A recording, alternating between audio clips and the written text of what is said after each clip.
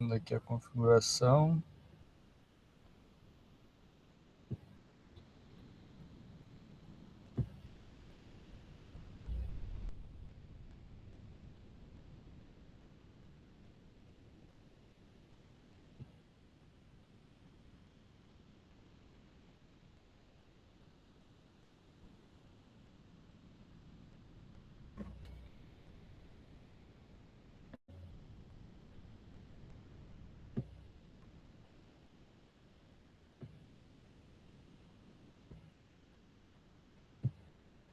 Pronto.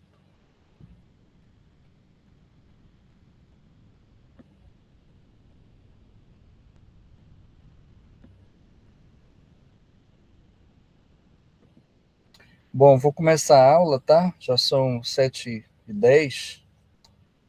Vamos falar hoje sobre nódulos tiroidianos. Tudo bem? Bom dia, boa semana do boi para todos. O objetivo da aula é reconhecer e diagnosticar nódulos tiroidianos, reconhecer os principais dados epidemiológicos, fatores de risco, melhores métodos de diagnóstico e tratamento de nódulos e cânceres tiroidianos. Saber a importância de afastar a malignidade dos nódulos tiroidianos. A tireoide, como vocês devem lembrar, é uma glândula em forma de borboleta, aqui, ó, que fica situada na região cervical anterior, em cima dos primeiros anéis traqueais, e muitas vezes em cima dessa cartilagem chamada cartilagem tireoide, tá? E ela é responsável por produzir vários tipos de hormônios que são importantes para o nosso metabolismo, para a nossa pele, para a nossa memória, para todas as... tem várias funções no nosso organismo. Pode ser sede de doenças disfuncionais, hipertiroidismo e hipotiroidismo. Os sintomas geralmente decorrem do excesso ou falta de hormônio, o hiper e o hipo, né? Tem uma clínica bem estabelecida, bem conhecida, né? Vocês veem o paciente que tem hipotiroidismo, ele fica mais lento, ele fica com dificuldade de memória, ele tem uma série de dificuldades. E os sintomas podem decorrer do excesso ou da falta de hormônio. E tem uma clínica bem estabelecida. Bom, é importante no diagnóstico da tireoide uma boa anamnese, a palpação, né? Você geralmente sente o nódulo, ou aumento difuso, ou nódulo na tireoide, tá? Só um minutinho aqui. E você também precisa, muitas vezes, abrir mão de alguns dados de exame. E você vai acabar pedindo exames de rotina. O principal exame, aqui como a gente está vendo aqui, é ultrassonografia e, eventualmente, exames de citologia, a punção aspirativa por agulha fina. O hipotiroidismo tem um TSH baixo. O T4 eleva, o TSH é produzido na hipófise, e ele, quando ele baixa, é porque o T4 e o T3 estão elevados. Existe um biofeedback negativo. Então, quando o TSH está alto, o T4 está baixo. Quando o T4 está alto, o TSH está baixo. O hipertiroidismo pode ser uninodular, que é a doença de Plummer, e pode ser multinodular ou difuso, que é a doença de Base do Graves. Os sintomas decorrem do excesso de hormônio, da taquicardia, taquipneia, emagrecimento, metabolismo acelera, exoftalmia. E o tratamento é clínico com medicamentos ou dose de iodo radioativo. Pode ser cirúrgico, pode, mas a maioria dos casos se resolve através de medicamentos ou do iodo radioativo. O hipotiroidismo, ao contrário, tem o TSH bem elevado, o T4 e o T3 baixo, está associado a tiroidites. O tratamento inicial é clínico com reposição hormonal. O que é o bócio? O bócio é qualquer aumento da tireoide. O bócio pode ser decorrente de um nódulo só, ou de mais nódulos, uninodular, o bócio uninodular atóxico ou tóxico, atóxico com função tiroidiana normal e tóxicos com hiperfunção, que é a doença de Plummer. Os bócios multinodulares podem ser atóxicos ou tóxicos também. Aqui um exemplo de um bócio, né, um aumento da tireoide. Pelo tamanho, é visível, palpável, ou provável que o tratamento seja cirúrgico, cirurgia. Ele causa compressão da traqueia, pode ser relacionado a sintomas de apneia, dificuldade de deglutição, raramente disfonia. Aqui vamos falar de um caso clínico. Dona Marieta, 64 anos, tem um T4 livre baixo, um TSH alto, ou seja, ela tem uma tendência para hipotiroidismo. No ultrassom tem 2 nódulos tipo 2, bilateral, 1,5 e 0,7 centímetros. Pode ter mais nódulos, geralmente tem mais nódulos. A ultrassom veio TIRADS 3. É um nódulo de difícil palpação, móvel, ela tem uma boa condição social. O que fazemos com essa paciente? Irradiação externa, você pergunta para ela se ela sofreu muita radioterapia ou irradiação externa, se ela tem história de câncer da tireoide na família.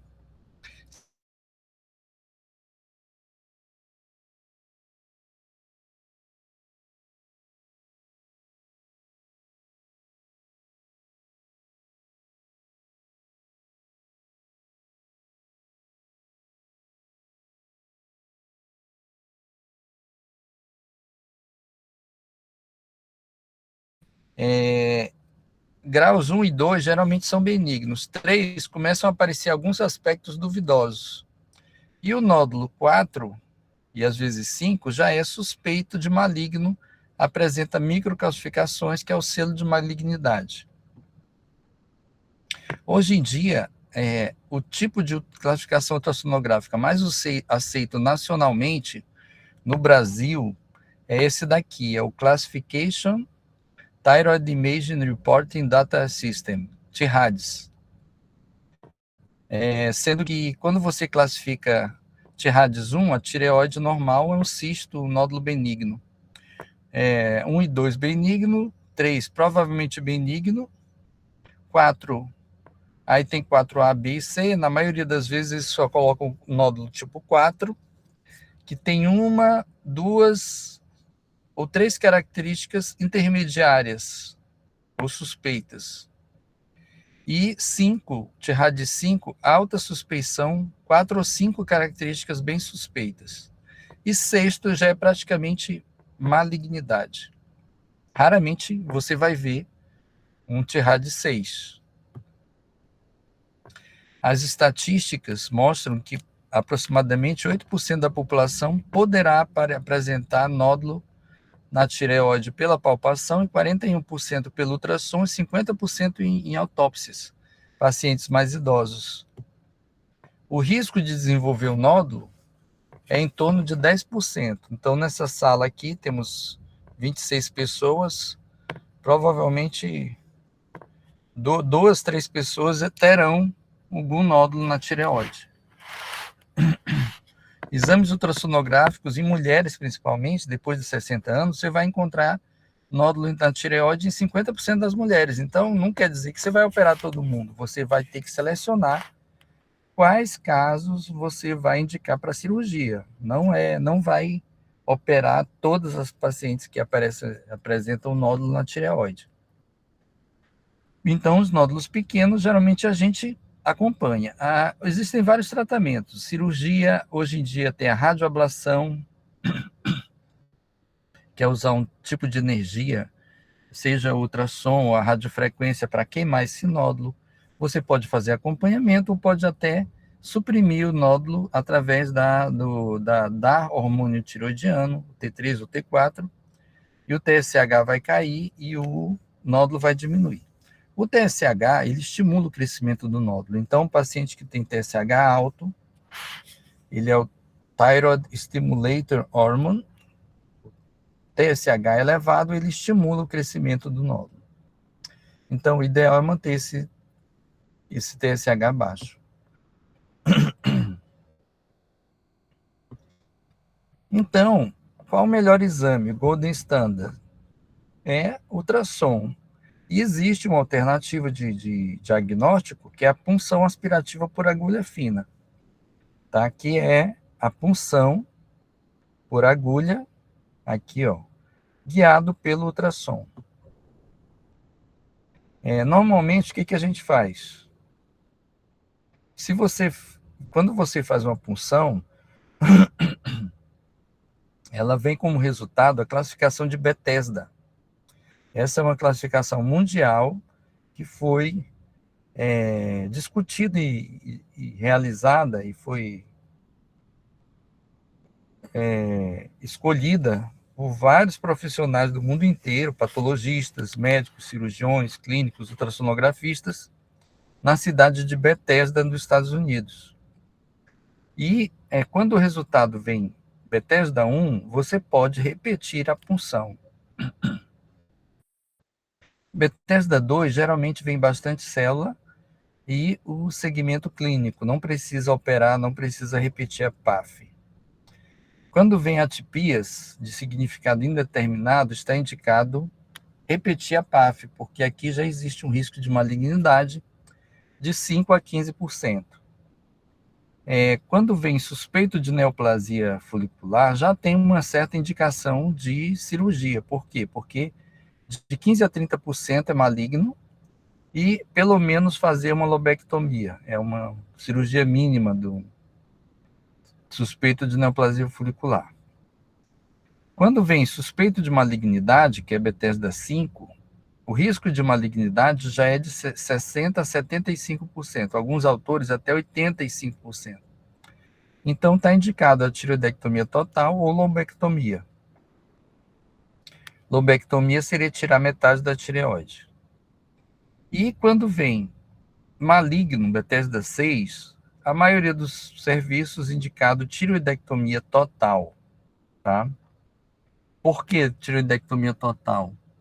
A gente vai discutir um pouquinho mais adiante. Tá?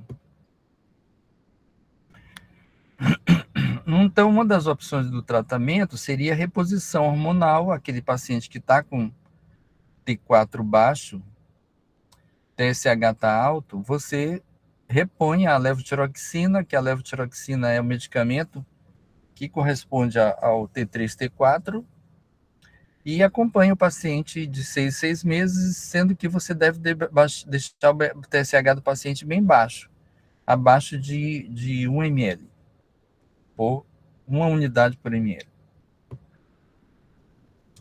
Exames. Ultrassom é o exame de escolha, principalmente para as doenças nodulares. É seguro, é barato, é reprodutível, é rápido, diferencia sólido e cístico, orienta a punção. Ela pode ser medida, usado várias vezes, não emite radiação, né? Então, é um exame, assim, muito utilizado mundialmente e seria o exame de escolha para os nódulos da tireoide, pela facilidade de realização, porque é barato. E tem algumas desvantagens. Tem inabilidade em diferenciar lesões benignas e malignas, apesar de suspeito. Você pode dizer que é suspeito, mas você não pode afirmar. E depende muito do examinador. Esse é o problema. Também tem uma dificuldade de avaliar o bócio que cresce para dentro do tórax, que é o bócio retroexternal, porque o ultrassom tem dificuldade de atravessar osso. Então, outro exame, que é um exame que foi muito utilizado no passado, era a cintilografia da tireoide, que mostrava essa imagem aqui. É uma captação do iodo, você dá um contraste para o paciente, pode ser pertecnato tecnécio, ou pode ser iodo 123 e iodo 131, que é um iodo marcado com isótopo 123 ou 131. que é um isótopo radioativo. Então, você podia fazer uma imagem e estimar a massa da tireoide. Aqui é a tireoide de 93 gramas, uma tireoide aumentada. Né? Mas com o advento da ultrassom, isso daqui, a cintilografia é facilmente substituída por uma ultrassom e a dosagem hormonal. Tá? Então, você já pode substituir a ultrassom, a cintilografia, que é um exame invasivo, né? Porque você tem que aplicar ou dar para o paciente tomar esses isótopos. Então, hoje em dia, a cintilografia caiu bastante de uso e ela só está sendo usada para diagnosticar, diferenciar os tipos de hipertiroidismo, tá bom? Praticamente. E para câncer também, porque pode ser usado, o iodo radioativo pode ser usado para o tratamento do câncer. Aqui um outro caso, paciente de 24 anos, jovem, 24, ultrassom, tem um nódulo tipo 3, de 1,5 centímetro. Aí foi feita uma punção e veio o Tirades 4B. Tirades 4B é a gente viu, Tirades 1, 2, 3, 4. 4B já seria indicação de cirurgia. Por quê? Você pergunta aqui se o paciente tem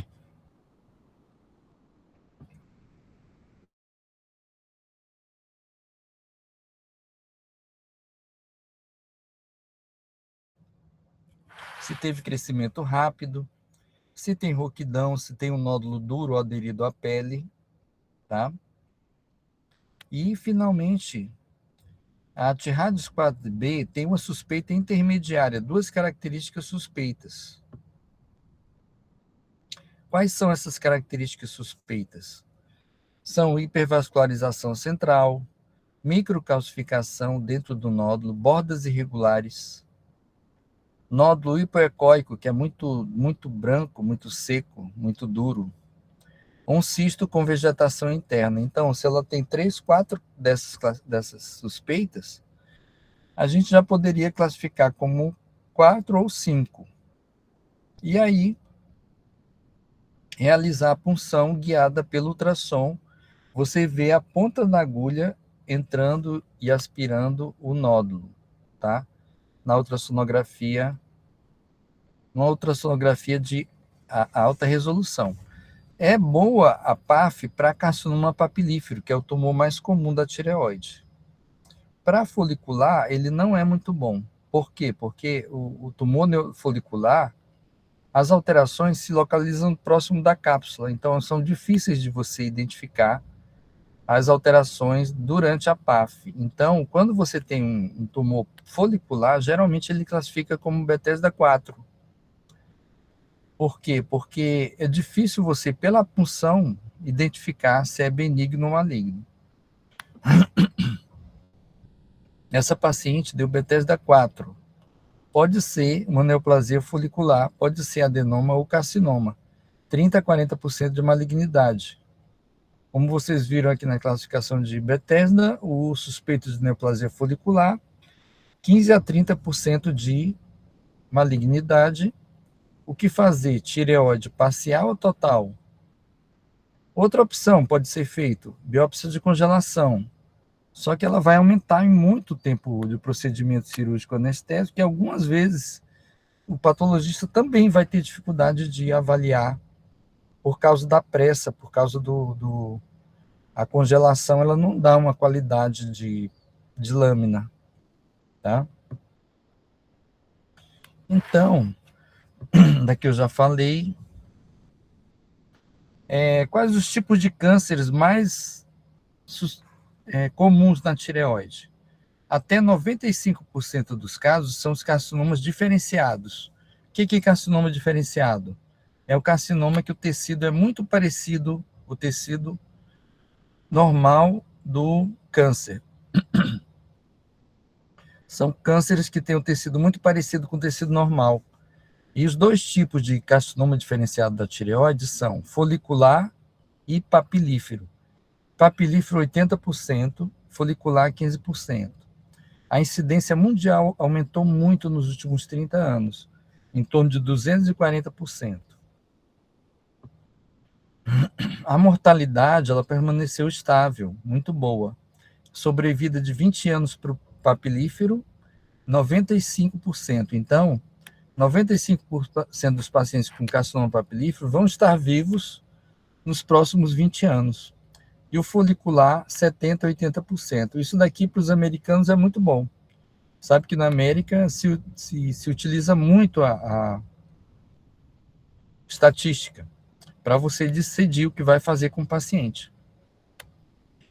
Então, tumores abaixo de 1 centímetro podem ser curados pela cirurgia em até 98%. Uma segunda opção de tratamento seria o iodo radioativo. Os carcinomas folicular e papilífero respondem bem à cirurgia seguida do iodo radioativo. Agora, existem outros tipos de tumores, que são os tumores de mau prognóstico, que é o medular, 6%, e o anaplásico. O medular, ele pode ser dividido em dois tipos, esporádico ou associado a neoplasia endócrina múltipla, nem 2A e nem 2B. Existe 1% de carcinomas anaplásicos que são muito, o prognóstico é muito ruim.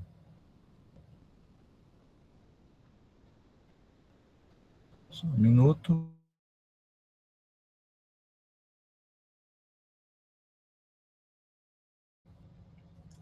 Bom, o papilífero, ele é o mais comum de todos, ele tem uma disseminação linfática, pode ir para pulmão externo, base do crânio. É a segunda forma, o folicular é o mais comum, é a segunda forma mais comum, geralmente uma população mais idosa, geralmente mulheres, e em áreas com maior carência de iodo. Existe esse subtipo aqui, de células de Hutler, que acomete senhoras de 60 a 70 anos. No folicular, a disseminação é linfática, é vascular. Vai para pulmão, ossos e fígado. E a disseminação linfática é mais rara, tá? Então, no folicular, a disseminação maior é vascular. No papilífero, a disseminação é linfática. Se eu estiver indo muito rápido, vocês me interrompam, tá? Tratamento. Inicialmente, nós indicamos a tiroidectomia total e esvaziamento cervical dos linfonodos visíveis ou palpáveis, ou identificados pelo ultrassom. Tá? Então, se o paciente não tiver nenhum linfonodo suspeito, você não vai fazer esvaziamento. Mas se ele tiver um linfonodo visível, suspeito, pelo ultrassom, você deve fazer esvaziamento de linfonodos nível 2, 3, 4, 5, 6 e 7. Tá? A segunda parte do tratamento, fazer uma cintilografia e depois radioiodoterapia de 150 a 200 milicuries de iodo. Tá? E também você deve dosar a tiroglobulina sérica. Eu vou falar um pouquinho mais adiante. Então, a cirurgia para o tratamento do câncer, tiroidectomia total, esvaziamento e radioiodoablação, que é o iodo radioativo, que é aquele iodo que ele vem com um material radioisótopo, ele vai ser absorvido pela tireoide normal e pelo câncer tiroidiano. Mas você deve retirar a tireoide toda, por quê? Quando você tira a tiroidectomia total, o iodo vai ser mais eficaz, porque ele vai só atrás do câncer, tá? Se você disser tiroidectomia parcial, tirar só metade da tireoide, o iodo não vai ser eficaz. Por quê? Porque ele vai atrás da tireoide normal. Entenderam?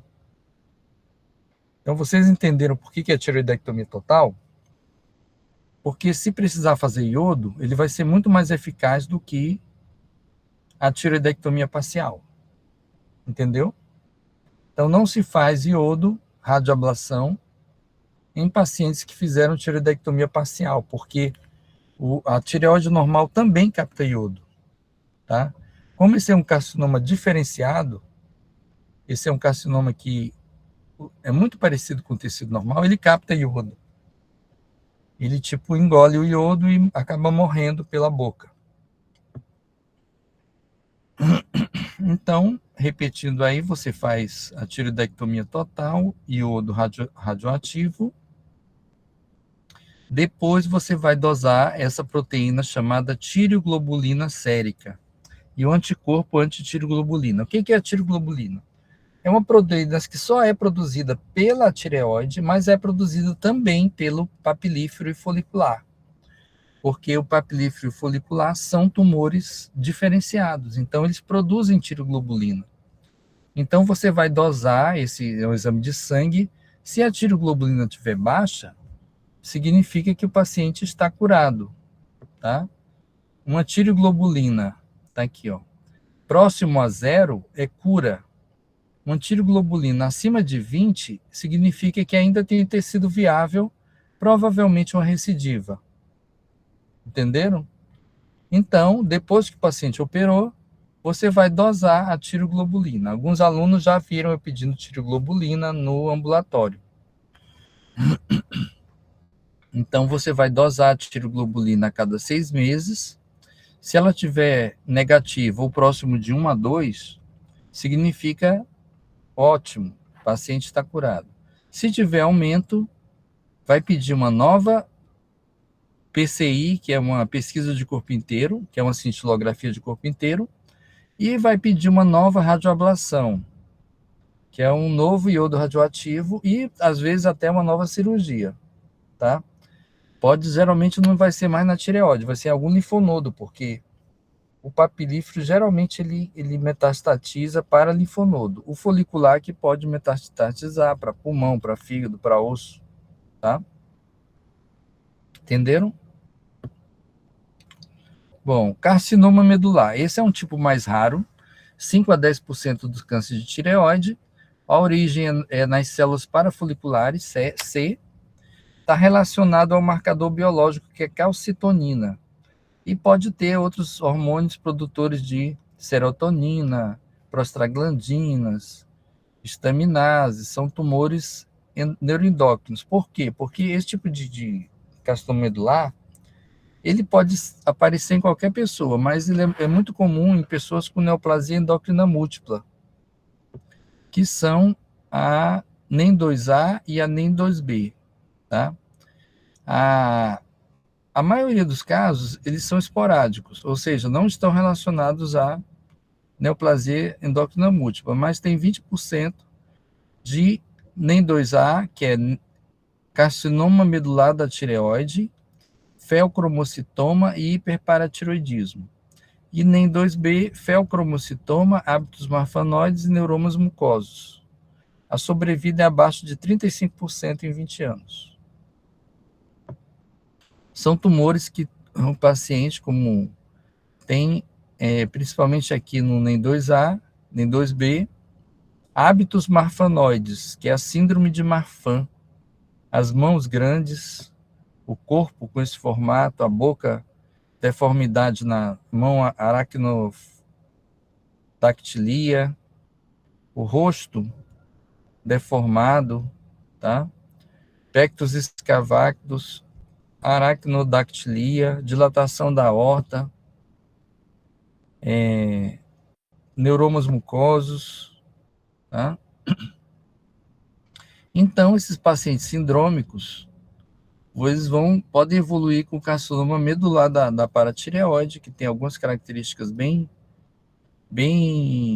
distintas, tá? E o diagnóstico é através também pode evoluir com síndromes paraneoplásicas, dosagem da calcitonina, que geralmente está alta, tá?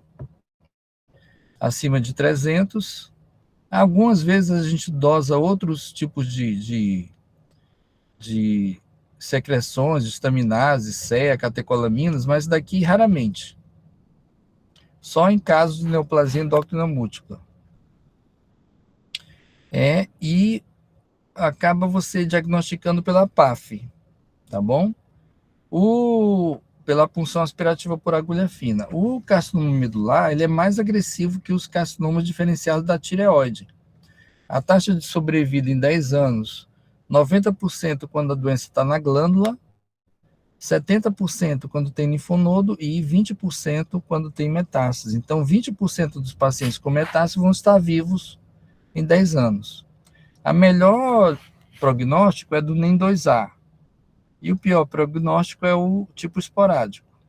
Se o paciente tiver uma calcitonina estimulada maior que 10.000, a cura vai somente para 40%. Tá?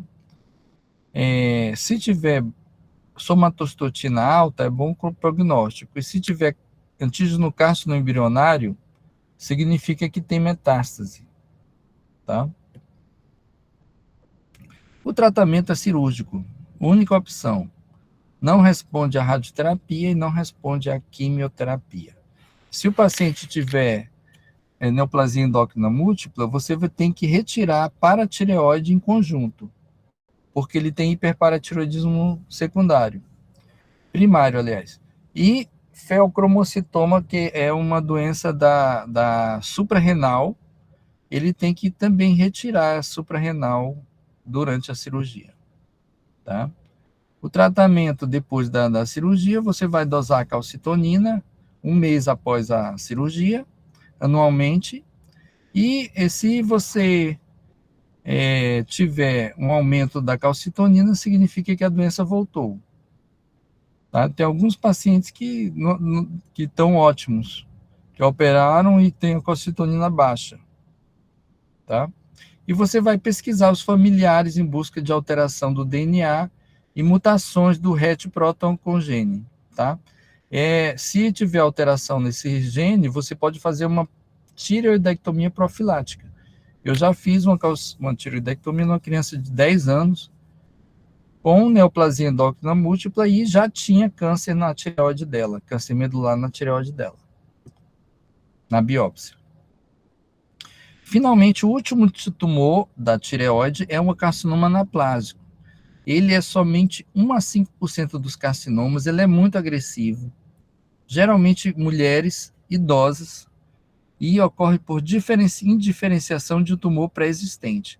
Ou seja, é uma senhora que ela tinha um nódulo na tireoide, ela não tratou, ela postergou, ela ficou acompanhando aquele bócio e de repente ele virou maligno e ele vem muito agressivo, ele vem crescendo rápido, ele vem uma sobrevida de 1 ano, é excepcional, raramente vive há mais de 1 ano.